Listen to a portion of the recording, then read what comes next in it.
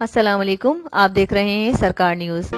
Sindh building control authority کی کالی بھیڑیں، deputy director Asim Khan اور building inspector Ghulam حسین کا ایک اور کارنامہ۔ سپریم کورٹ کے احکامات کی دھجیاں اڑا کر رکھ دی، پابندی ہونے کے باوجود کام تیزی سے جاری۔ لینڈ گریبروں اور ایس بی سی اے کے افسران نے ہاتھ ملا لیے۔ تفصیلات کے مطابق نارتھ کراچی سیکٹر 9 میں مکان نمبر R880 کے برابر میں ایکسٹرا لینڈ کو مکان نمبر R880/1 کا نمبر دے کر 2 نمبر کاغذات بنام بادام خان ولدیت میزان الدین کے نام سے بنوائے گئے اور ان 2 نمبر کاغذات پر گراؤنڈ پلس 1 کا نقشہ تک پاس کر دیا، جو کہ کرپشن کا منہ بولتا ثبوت ہے۔ اور انہی افسران کے آشرواد سے اسی پلاٹ پر مزید گراؤنڈ پلس 2 بھی بن چکا ہے۔